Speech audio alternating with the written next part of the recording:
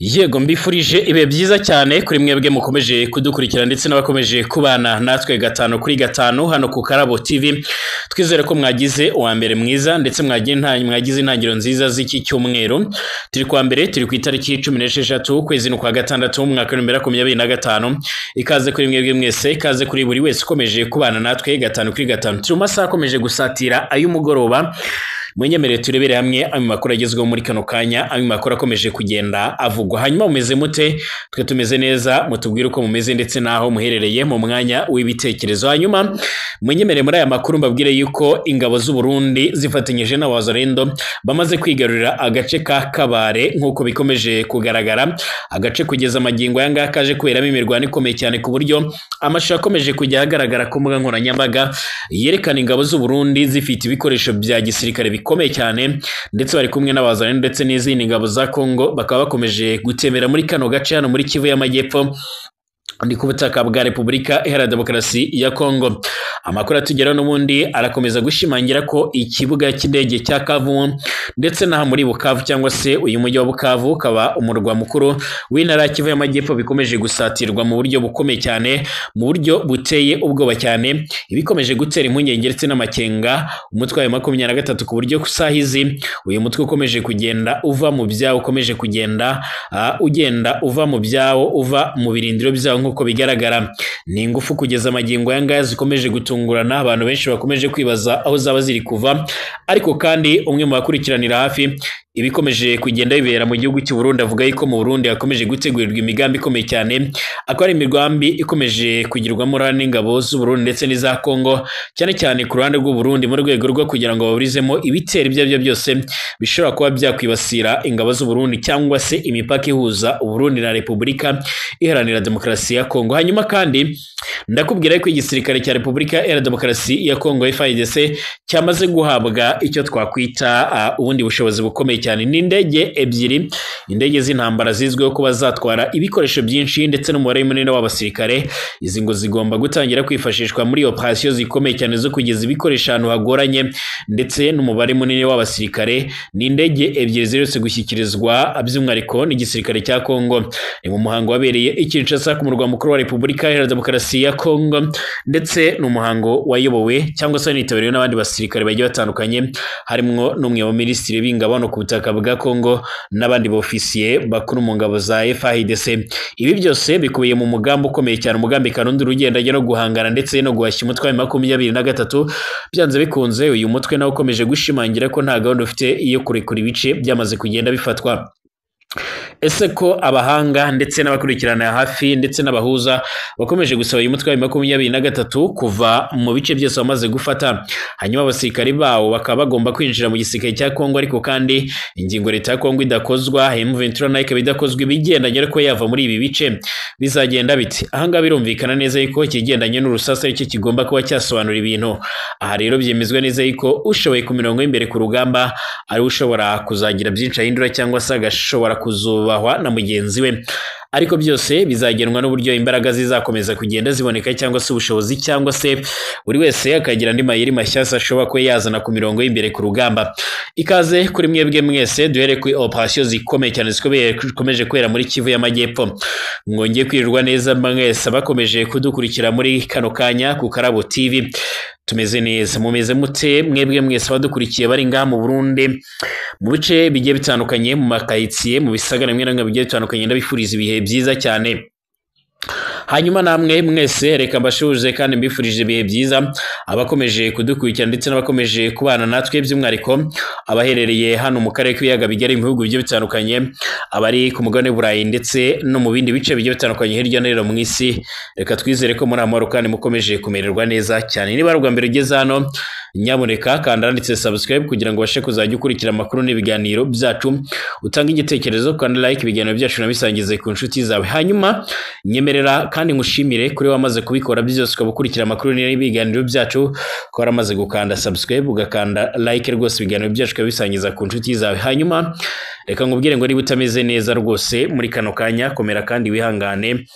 Ubwire ngo aka kanya niba ibintu bitameze neza, reka twizere ko ejo ibintu bihinduka bikagenda neza cyane cyangwa se bikamera fresh cyane. Hanyuma reka nkubwire ngo rwose nyamuneka abantu mwese mukomeje kudukurikirana ndabashimiye, kandi turakomeza kubahereza link ya groupe kugira ngo mujoininge mubashe kugenda mubona nk'aya mavideo.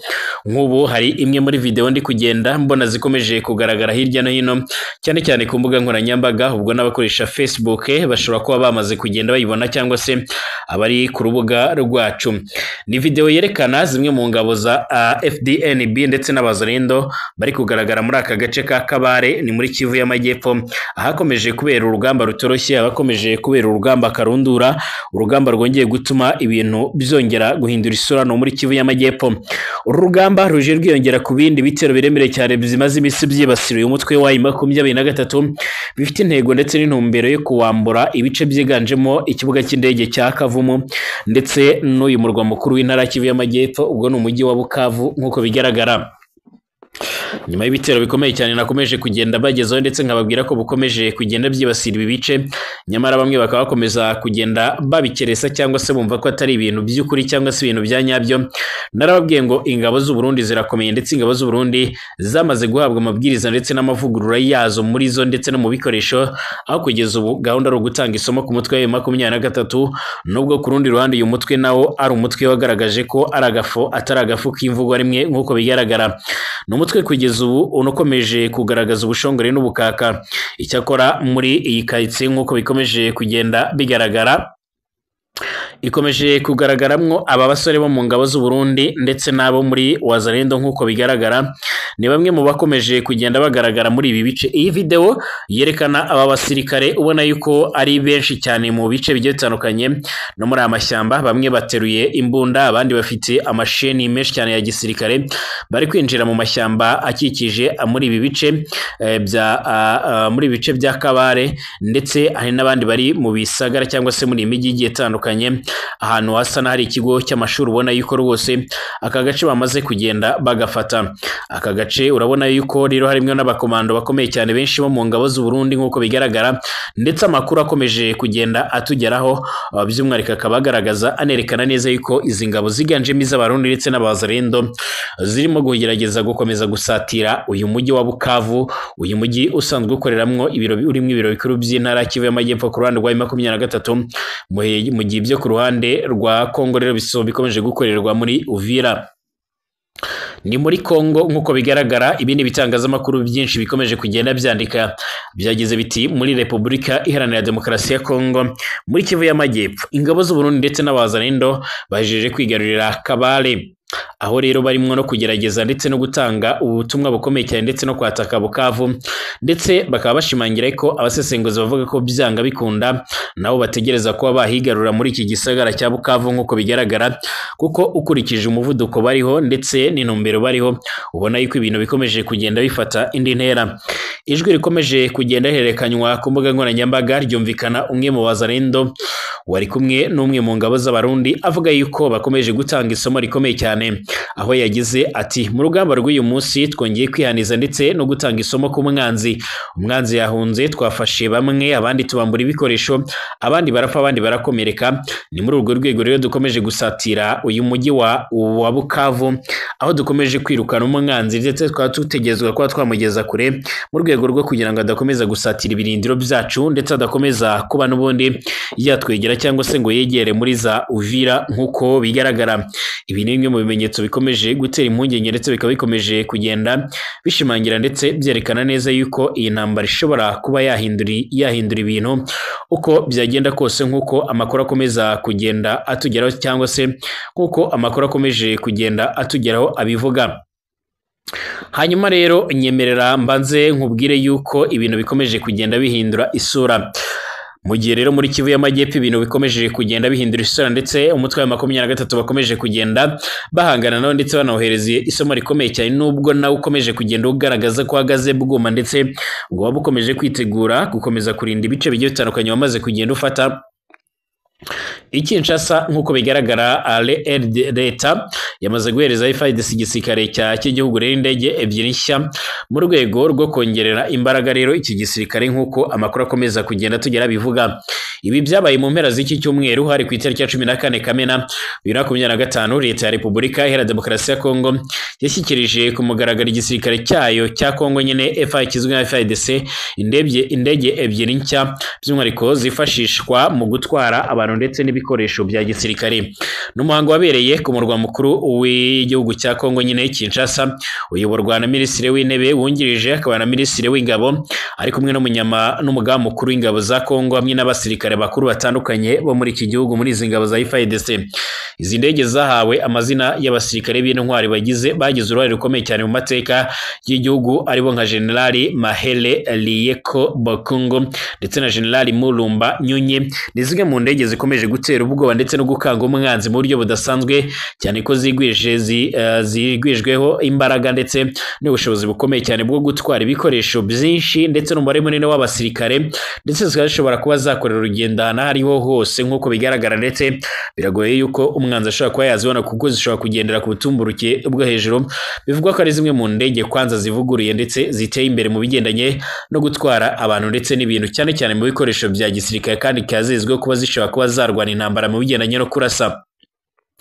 Ngo mu gushyira amazina yabo n'undi kuri izi ndege ni uburyo bwo kubibuka ndetse no kubaha icyubahiro bitewe n'ubwitange bagaragaje mu gihe baba bakiri bazima cyangwa se baba bakiri mu mirimo yabo. Izi ndege nshya kandi zitezwe rero gufasha mu kongerera igisirikare ubushobozi bwo kugenda ndetse no kugenzura ibice bitandukanye by'igihugu cyane cyane mu bihe bigoye n'ubundi by'intambara ndetse no mu gihe cy'ubutabazi nk'uko amakuru akomeza kugenda tugera bivuga. Ibiro ntaramakuru by'Abongereza Reuters bivuga ko izi ndege zazihagaje akabaga k'amafaranga nubwo atigeze atangazwa, bikavuga ko kandi izi ngizi zishobora kuzatanga umusaruro ku ruhande rwa Kongo, ahangaha bagatanga umuburo ku ruhande rwa M23 ko zishobora kuzabamerera nabi igihe icyo ari cyo cyose zatangiye gukoreshwa. Binyuze kandi muri iyi gahunda leta irashaka gushyira imbaraga mu kongera ubushobozi bwa FARDC mu bya gisirikare ndetse no mu mikorere ya buri munsi nk'uko bigaragara.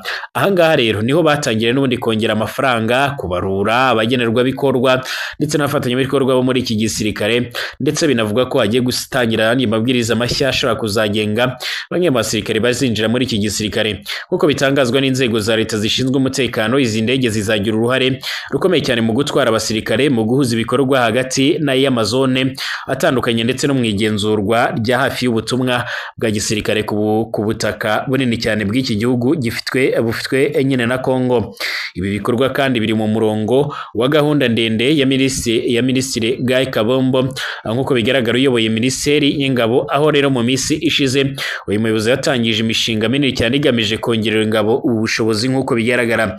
Muri iyo mirimo kandi hanarimo gusana ndetse no kuvugurura ibikorwa remezo bya gisirikare, kongera umushahara w'abasirikare, gusubiza ku murongo ubwato ndetse n'amasare y'igisirikare kikorera n'ubundi mu mazi, ndetse no kubaka ibigo bishya bya gisirikare byaba bitanga imyitozo, ibikoresho bigiye bitandukanye ndetse n'ibindi bisa n'ibyo ngibyo.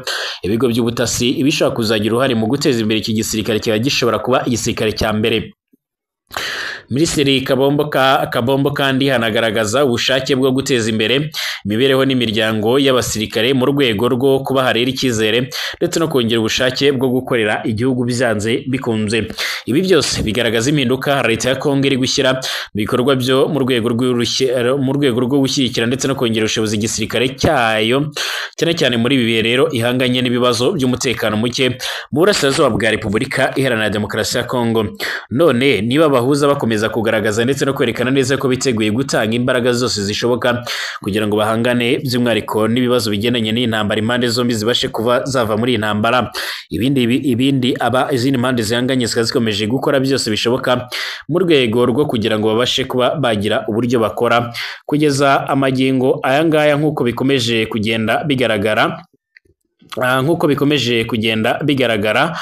Nk'uko amakuru akomeza kugenda by'umwihariko bitangazwa cyangwa se nk'uko amakuru akomeje kugenda atugera bivuga, ni bimwe mu bintu bikomeje kugenda bigaragaza neza yuko isaha n'isaha ndetse umwanya uri wose intambara ishobora kuzongera gututumba cyane cyane muri Kivu y'Amajyaruguru, ndetse cyane cyane ngo izi ndege zaba zarakozwe cyangwa se zaraguzwe mu rwego rwo kugira ngo zibashe kuba zakwifashishwa mu bikorwa bigendanye no gufata uyu mujyi wa Goma. Mu kanya turagaruka kuri byinshi bikomeje kugenda bivugwa, nanone ntujye kure, komeza kubana natwe.